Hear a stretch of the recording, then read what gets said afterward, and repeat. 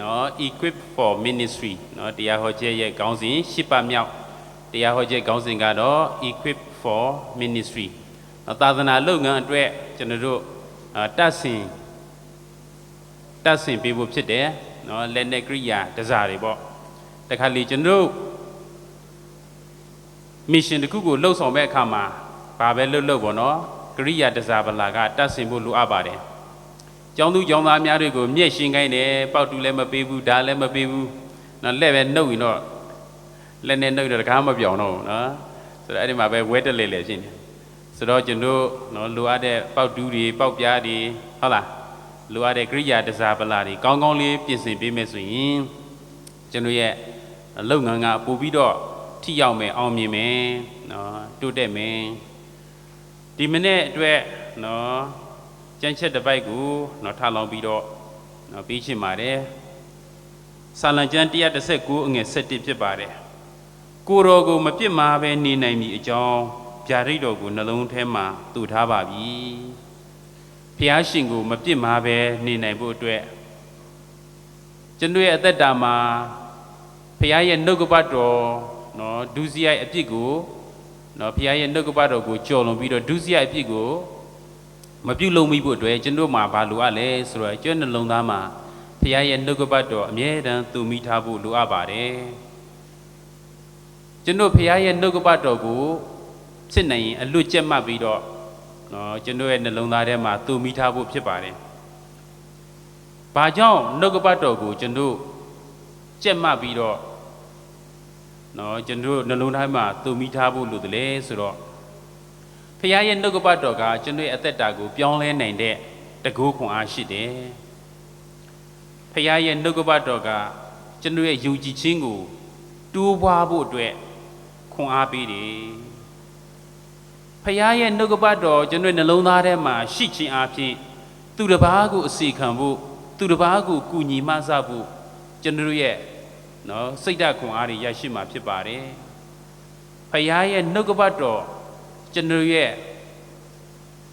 ရင်ထဲမှာရှိခြင်းအပြင်ကျွန်တော်ရင်ဆိုင်ကြုံတွေ့ရတဲ့လောကဓာတ်တရားတွေအခက်အခဲတွေပြဿနာတွေစုံစမ်းနှောက်ယှက်ခြင်းတွေကိုကျွန်တော်ကျော်လွှားအောင်မြင်နိုင်တဲ့တကူခွန်အားရှိမှာဖြစ်ပါတယ်။ဘာဖြစ်လို့ဆိုတော့ဖခင်ရဲ့နှုတ်ကပတ်တော်တမန်ကျမ်းစာဟာဆိုရင်ဝိညာဉ်တော်အဖြစ်မှုတ်သွင်းထားတဲ့အရာဖြစ်တယ်။ဒီအတွက်ကြောင့်ဖခင်ရဲ့ဝိညာဉ်တော်နဲ့မှုတ်သွင်းထားတဲ့အတွက်ကြောင့်စုံလင်ပြည့်ဝတဲ့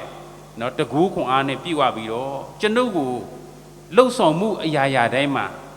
every good works နော်ကောင်းတဲ့အရာကိုလှုပ်ဆောင်နိုင်ဖို့ကျွန်ုပ်ကို equip နော်ကျွန်ုပ်ကိုတကူခွန်အားတွေတတ်ဆင်ထားပေးမှာဖြစ်ပါတယ်ခုနကတော့ကျွန်တော်ဝိညာဉ်ရေးကြီးထွားဖို့အတွက်တော်၎င်းစုံစမ်းနှောက်ယှက်ခြင်းတွေကိုကြော်လွှားအောင်မြင်ဖို့အတွက်တော်၎င်းကျွန်တော်သက်သေခံတဲ့နေရာမှာနော်ကျွန်တော်ကိုကျွန်တော်ယုံကြည်ခြင်းနော်ကျွန်တော်ကိုကျွန်တော်နော် confidence ရှိဖို့အတွက်တော်၎င်းကျွန်တော်ဆုံးဖြတ်ချက်ချတဲ့အရာတိုင်းမှာနေ့စဉ်သက်တာလှုပ်ဆောင်မဲ့အရာတိုင်းမှာဆုံးဖြတ်ချက်ဘယ်ဟာချမလဲဝေဝါးနေတဲ့အချိန်မှာမှန်ကန်စွာပညာရှိစွာဆုံးဖြတ်နိုင်ဖို့အတွက်တမန်ကျမ်းစာကလိုအပ်ပါတယ်နောက်ပြီးတော့ခုနတုန်းကနော်ကျွန်တော်ကိုအမြဲတမ်းနှစ်သိမ့်ခွန်အားပေးနေတဲ့အရာကဖခင်ရဲ့နှုတ်ကပတ်တော်ပဲဖြစ်ပါတယ်ဒီအတွက်ကြောင့်ဒီမှာရှိတဲ့နော်ညီကိုမောင်နှမတွေဒီပတ်မှာကျွန်တော်အားပေးတဲ့အရာကတော့ကျွန်တော်နှလုံးသားထဲမှာကျွန်တော်ကိုနှလုံးသားကိုထိတွေ့မဲ့ကြမ်းချက်နော်များကိုကျွန်တော်တူမိထားဖို့ဖြစ်ပါတယ်သခင်ယေရှုခရစ်တော်ဘုရားနဲ့ကျွန်တော်ဆက်ဆံတဲ့နေရာမှာနော်ကျွန်တော်ရဲ့ဆက်ဆံရေးကိုပုံမကောင်းမွန်စေမဲ့ကြမ်းချက်များကိုနှလုံးသားထဲမှာတူမိထားဖို့အလွတ်ကျက်မှဖို့လိုအပ်တယ်ကျွန်တော်ယုံကြည်ခြင်းကိုခွန်အားပေးမဲ့အရာတွေကျွန်တော်လက်ရှိဝိညာဉ်ရေးသက်တာမှာလိုအပ်နေတဲ့အရာတွေကိုယ်နဲ့ကိုက်ညီမဲ့ကြမ်းချက်များကိုကျွန်တော်နှလုံးသားထဲမှာတူမိထားဖို့အလွတ်ကျက်မှဖို့လိုအပ်ပါတယ်သခင်ယေရှုခရစ်တော်ဘုရားနော်ဓမ္မဟောင်းကျမ်းကို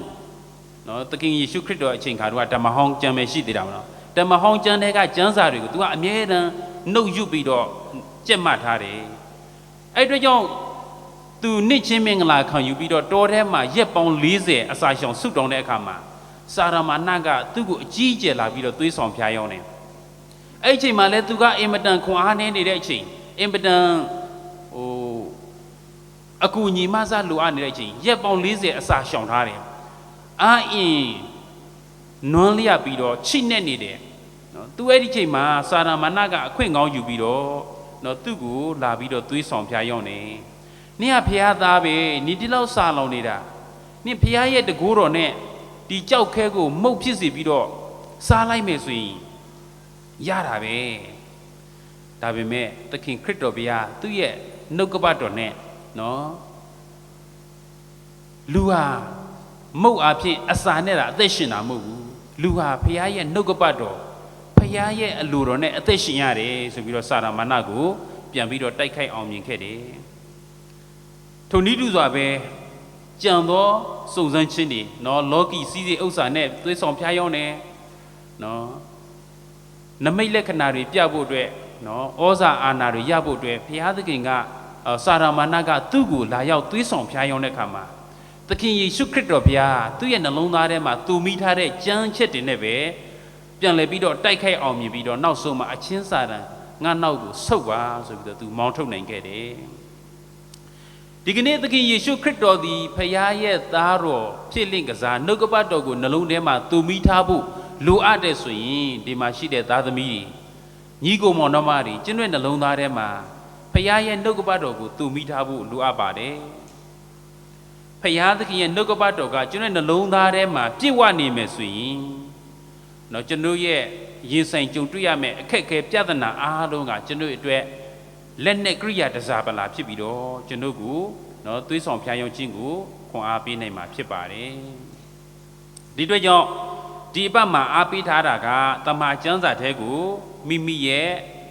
ဖုန်းထဲမှာထည့်ထားပါနော်ကျမ်းစာအုပ်ကိုနေရာထဲမတည့်ချင်ဘူးဆိုရင်နော်ဖုန်းထဲမှာဆိုရင်တမန်ကျမ်းစာကိုထည့်ထားလို့ရတယ်ကတ်လေးတွေနဲ့လုပ်ပြီးတော့ကျမ်းချက်လေးတွေနော်ကျမ်းချက်လေးတွေကိုနော်ကတ်လေးတွေမှာလုပ်ပါနောက်ပြီးတော့နော်ကျမ်းစာအုပ်ကိုလည်းတည်ဆောင်သွားနိုင်ပါတယ်ကျမ်းစာအုပ်ကိုယူဆောင်သွားပါ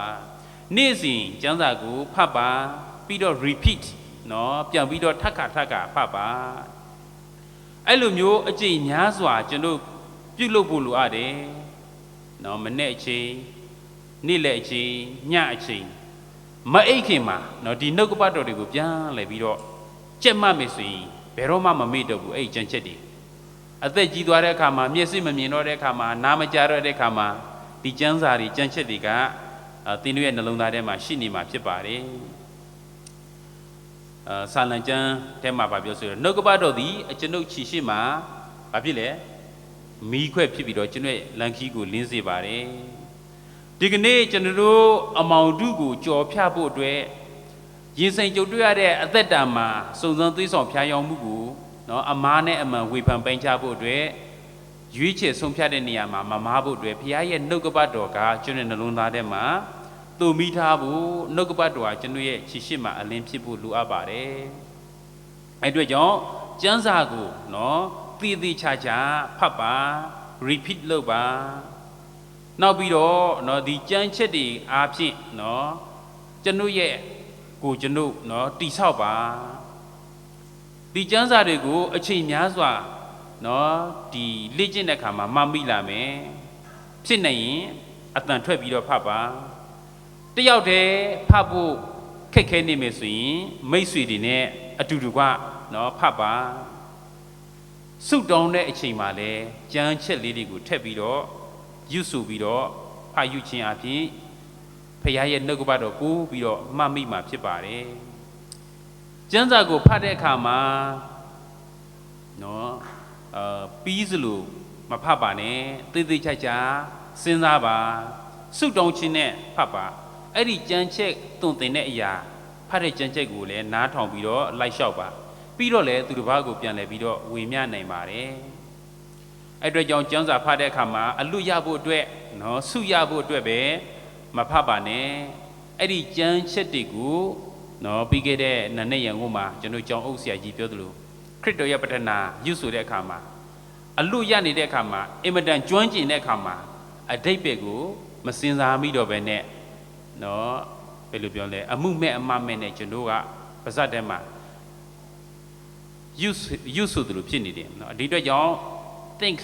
deeply နော်တည်တည်ကြကြစဉ်းစားပါပြီးတော့ဒီကြံချက်ကငါ့ကိုဘာပြောသလဲဒီနှုတ်ကပတ်တော်ကကျွန်ုပ်ကိုဘာတွေပြောနေသလဲဆိုတာကိုကိုပြန်မေးပါဒီကြံချက်ကကျွန်ုပ်ကိုဘာကိုသင်ပြပေးနေသလဲဘာကိုဖော်ပြနေသလဲဒီကြံချက်အားဖြင့်ကျွန်တော်အသက်တာမှာဘာတွေပြောင်းလဲဖို့လိုအပ်သလဲတချို့ကကျမ်းစာဖတ်တာသူများကိုသင်ဖို့အတွက်သူများကိုဟောဖို့အတွက်ပဲဖတ်တယ်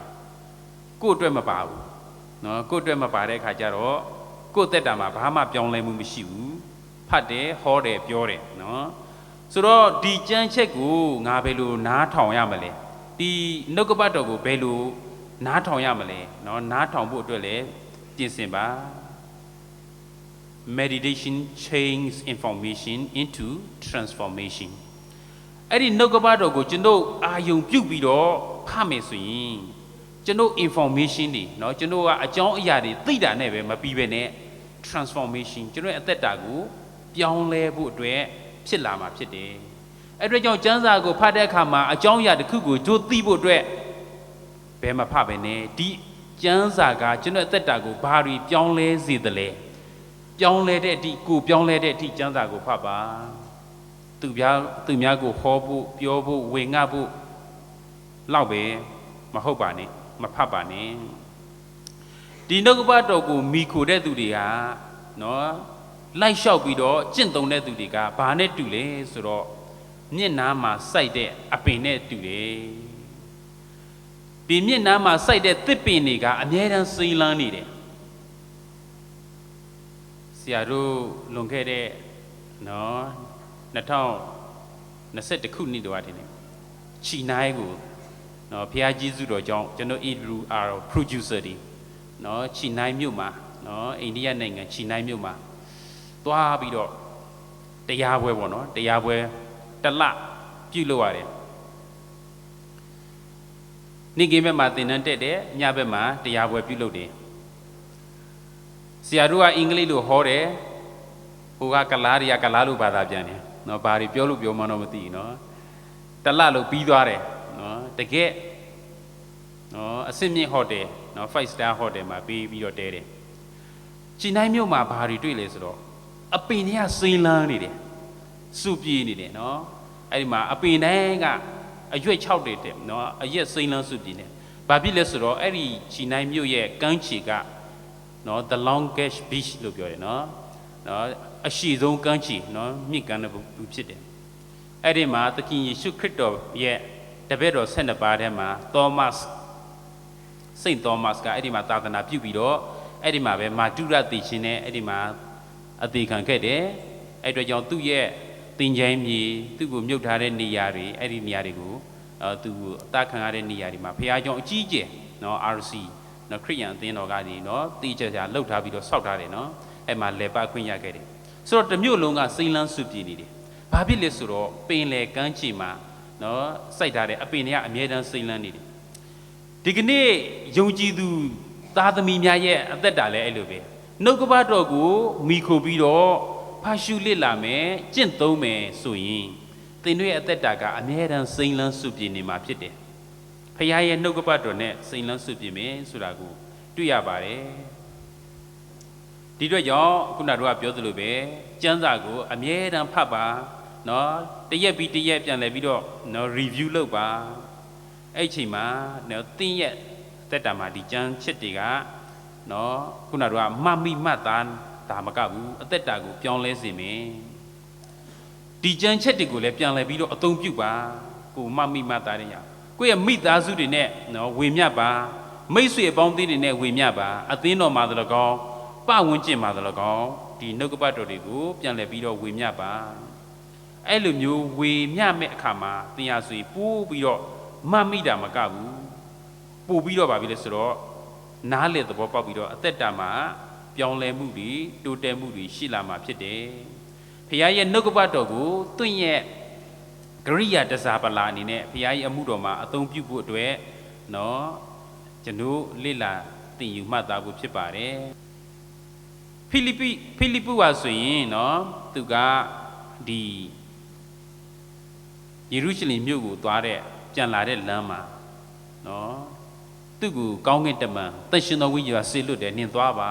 သူသွားတဲ့အခါမှာဘသူနဲ့တွေ့လဲဆိုတော့အီသီယိုပီအမကြီးတူနဲ့တွေ့တယ်အဲ့ဒီအီသီယိုပီအမကဘာလုပ်လဲဆိုတော့ကျမ်းစာကိုဖတ်တယ်ဟေရှာယကျမ်းကိုဖတ်တယ်အဲ့ဒီဟေရှာယကျမ်းကသူဖတ်တယ်ဒါပေမဲ့သူနားမလည်ဘူးအဲ့ချိန်မှာဖိလိပ္ပိကသူ့ကိုမေးတယ်နင်ဖတ်တဲ့အရာကိုနင်နားလည်သလားနားမလည်ဘူးခမည်းနားလည်လဲပေါ်တက်ပြီးတော့နော်ငါ့ကိုသင်ပေးပါလားဆိုအဲ့ဒါနဲ့ဖိလိပ္ပုကလဲပေါ်တက်တယ်အဲ့ဒီအီသီယိုပီးယားအမတ်နဲ့မြင်လဲစီးပြီးတော့သွားတဲ့လမ်းမှာပဲသူကရှင်းပြတယ်ဒီကျမ်းဟာဆိုရင်ဘု து အကြောင်းကိုဖော်ပြလဲဆိုတော့ယေရှုခရစ်တော်အကြောင်းကိုဖော်ပြတယ်နော်ဒီသူကအမွေညှတဲ့နေရာကိုနော်သူတွေကအမွေညှတယ်တွေ့မလား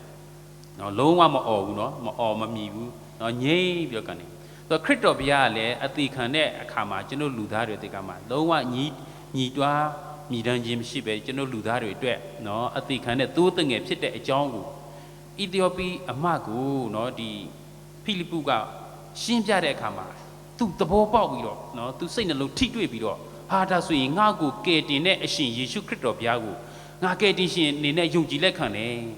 အဲ့တော့ကြောင့်ငါနှိမ့်ချင်းမင်္ဂလာခံခြင်းနဲ့တဲ့လမ်းပေါ်မှာပဲနော်ဟောမှာရည်ရှိတယ်ကျွန်တော်ကိုနှိမ့်ချင်းပေးလို့မရဘူးလားဆိုတော့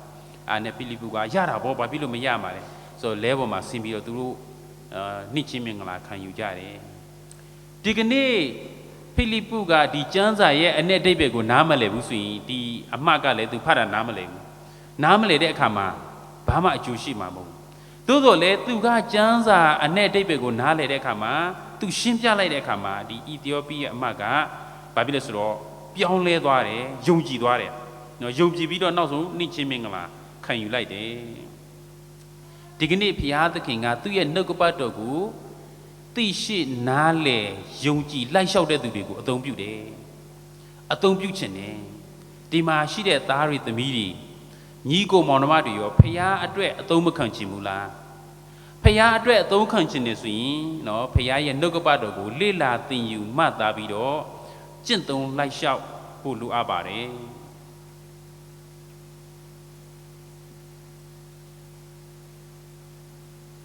Christ object lesson နော်ခရစ်တော်ဤတယုတ်ပြဩဝါဒများဆိုတဲ့စာမျက်နှာ100မှာ The scriptures are the great agency in the transformation of character နှုတ်ကပသမဟာကျမ်းစာဟာဆိုရင်ကျွန်တော်လူသားတွေကျွန်တော်ရဲ့အကျင့်စာရိတ္တကျွန်တော်အသက်တာပြောင်းလဲဖို့အတွက်အကြီးဆုံးသောเนาะကြီးမားတဲ့ဗာလဲဆိုတော့ agency เนาะသူရဲ့ဟိုစာဖြစ်တယ်ပေါ့เนาะကိုယ်စလဲဖြစ်တယ်ဆိုတော့တမန်ကျမ်းစာကကျွန်တော်ရဲ့အသက်တာကိုပြောင်းလဲနိုင်တဲ့เนาะကြီးမားတဲ့ကိုယ်စလဲတစ်ပါးဖြစ်တယ်ဆိုတာကိုတွေ့ရတယ်ဒီတော့ကြောင့်အပစဉ်နေ့စဉ်တမန်ကျမ်းစာကိုဖတ်ပါเนาะမမိမတ်အောင်လုပ်ပါစုတောင်းခြင်းနဲ့ဖတ်ပါပြီးတော့ပြန်လဲပြီးတော့ဝေမျှပါသင်ရဲ့အသက်တာတိုးတက်ပြောင်းလဲလာမယ်ဆိုတာကိုတွေ့ရပါတယ်ဆိုတော့တရက်ကိုကြံချက်တစ်ပိုက်ဒါမှမဟုတ်လည်းနှစ်ပိုက်ပေါ့တခါတခါเนาะဆရာစီကို message တွေရောက်လာတယ်เนาะ messenger ထဲမှာဘာလဲဆိုတော့ကြံချက်လေးတွေတခါလေတစ်ပတ်တစ်ခါရောက်လာတယ်တချို့လူတွေကပို့တယ်တချို့လူတွေကြတော့နေ့မနေ့တိုင်းကြံချက်လေးတွေပို့တယ်เนาะဒီမှာကျမ်းစာမှာအခုလှုပ်တဲ့ကျမ်းစာအရန်ကောင်းတယ်ကိုကဖတ်လိုက်တယ်ကျမ်းစာကိုဖတ်ပြီးတော့ကိုကြိုက်နေတဲ့အပိုက်ကိုရောက်သွားပြီအဲ့ဒီမှာဥစ္စာလှုပ်လို့ရတယ်เนาะဥစ္စာ image เนาะဓာတ်ပုံပြန်လှုပ်လို့ရတယ်သူရဲ့ဓာတ်ပုံကအနောက်ခံမှာကိုကြိုက်တဲ့ကာလာကိုရွေးလိုက်လို့ရတယ်ကြိုက်တဲ့ပုံစံကိုရွေးလိုက်လို့ရတယ်เนาะနောက်ပြီးတော့အဲ့ဒီမှာ share အဲ့ဒါနဲ့ share လဲပါတယ်ကိုက share ဆိုရင်ဘယ်မှာ share မလဲ Telegram မှာ share မလားเนาะဒီ Messenger မှာ share မလားเนาะဒီကျမ်းစာ application တွေတခုရှိတယ်မြန်မာ Bible ဆိုတဲ့ဒီပသိမ်ထီးအယုတ်လေးတွေပါတဲ့เนาะဒါဥစ္စာပသိမ်ထီးအယုတ်လေးတွေနဲ့လှုပ်ထားတဲ့ကျမ်းချက်လေးဆရာရမ်းသဘောကျတယ်မှတ်ထားလို့လည်းရတယ်ကိုဖတ်တာပဲနားရောက်ပြီးလည်းမှတ်လို့ရတယ်အဲ့ဒီဟာကို highlight လုပ်လို့ရတယ်ပြီးတော့ share လို့ရတယ် share တဲ့အခါမှာခုနကတော့ဒီအနောက်မှာပုံလေးတွေနဲ့ပေါ့နော်အယုတ်လေးတွေနဲ့အရန်လှတဲ့เนาะ background လေးတွေနဲ့လုပ်လို့ရတယ်ဆိုတော့အဲ့လိုမျိုးလုပ်နိုင်တယ်တဲ့เนาะဖတ်ပါဝေမျှပါနောက်ပြီးတော့ဘာလုပ်လဲဆိုတော့เนาะသူတစ်ပါးကိုခွန်အားပေးပါ ပြီးရင်ကိုဖတ်တဲ့ကြံချက်တွေကို meditate လုပ်ပါ okay နောက်ပြီးတော့ဒီကြံချက်တိုင်းကိုကိုက reflection ကိုမေးခွန်းပြန်မေးပါเนาะဒီကြံချက်ကเนาะကျွန်တော်ကိုဘာကိုမှတ်မိစေတယ်လဲဒီအပအတွက်ပေါ့เนาะကျွန်တော်ကိုဘာရစေတယ်လဲဒီကြံချက်ကကျွန်တော်တက်တာကိုဘာတွေပြောင်းလဲပေးတယ်လဲကျွန်တော်ဘယ်လိုခွန်အားပေးတယ်လဲအမှုတော်မှာကျွန်တော်ဘယ်လိုအသုံးပြုလို့ရမလဲเนาะဒီကနေ့ဒီမှာရှိတဲ့သားတွေသမီးတွေကိုစိန်ခေါ်မှုတစ်ခုပြုချင်ပါတယ်ဖိတ်ခေါ်မှုတစ်ခုပြုချင်ပါတယ်အဲ့ဒါကတော့เนาะယောရှုမဆာအခန်းကြီး1အငယ်8မှာဖော်ပြထားပါတယ်ထိုပညတ်တိကျမ်းစာ၌ရေးထားသမျှအတိုင်းကျင့်မည်ဟုစောင့်ရှောက်ခြင်းအလိုငါကျမ်းစာကိုမဖတ်မယူဘဲမနေနေညမပြကြည့်ရှုဖတ်ယူရမည်သို့ပြုလျင်သင်သည်အကြံထမြောက်၍အောင်မြင်လိမ့်မည်ဒီမှာရှိတဲ့ညီကိုမောင်နှမတွေအကြံထမြောက်ပြီးတော့မအောင်မြင်ခြင်းတဲ့သူရှိလားနေ့စဉ်လှုပ်ဆောင်တဲ့လုပ်ငန်းဆောင်တာတိုင်းမှာအကြံထမြောက်ပြီးတော့အောင်မြင်ခြင်းတဲ့သူတွေရှိလားရှိရင်လက်ထောင်ပြတော့ကျမ်းစာကိုနေ့ညမပြကြည့်ရှုဖတ်ယူပါနော်ကြည့်ရှုဒါမကဘူးဖတ်ယူရမယ်အလွတ်ကြည့်ရမယ်တချို့ရှိတယ်နော်လိုင်းပေါ်မှာကြည့်လိုက်တဲ့ကမှာကျမ်းစာတစ်အုပ်လုံးကိုအလွတ်ရတဲ့သူတွေရှိတယ်နော်ဒါမှမဟုတ်လေကျမ်းချက်အများကြီးကိုအလွတ်ရတဲ့သူတွေလည်းရှိတယ်နော်ဒါကတကယ်ကောင်းကြီးမင်္ဂလာပေါ့နော်ဆိုတော့ဒီကနေ့နော်ဒီမှာရှိတဲ့ညီကိုမောင်နှမတွေအသက်တာမှာတိုးတက်ကြီးပွားအောင်မြင်ခြင်းနဲ့ဆိုရင်ကျမ်းစာကိုဖတ်ဖို့မပြင်းပါနဲ့ကျမ်းစာကိုဖတ်ဖို့မမေ့ပါနဲ့နော်ဒီအတွက်ကြောင့်နော်ကျမ်းစာကိုဖတ်ပါကျမ်းစာဖတ်တဲ့အတိုင်းလဲကိုဖတ်တဲ့အတိုင်းလဲ live it every day ဖတ်တဲ့အတိုင်းလဲရှင်သန်ပါအသက်ရှင်ပါပြီးရင်သူတစ်ပါးကိုဝေမျှပါဒီကနေ့ဘုရားသခင်ဟာနှုတ်ကပတ်တော်ကိုသင်တို့ရဲ့နှလုံးသားထဲမှာတူမိပြီးတော့နော်မာယွင်တော်လမ်းကိုမလျှောက်မိဖို့အတွက်ကိုယ်တော်ကိုမပြစ်မှားပဲနေနိုင်မည်အကြောင်းဗျာဒိတ်တော်ကိုနှလုံးထဲမှာတူမိထားတဲ့သူတွေအသီးသီးဖြစ်ဖို့အတွက်ဒီကနေ့နော် equip for ministry သာသနာပြုဖို့အတွက်နော်မိမိကိုယ်ကိုအရင်ဆုံးတတ်ဆင်ပါပြီးရင်သူတစ်ပါးကိုဝေမျှနိုင်တဲ့သူတွေတည်တည်ဖြစ်ဖို့ခွန်အားပေးနေနှိကုတ်ချုပ်ပါတယ်အားလုံးကိုဖျားရှင်ကြွားစွာသောကောင်းကြီးမင်္ဂလာသုံးလုံးချပေးပါစေ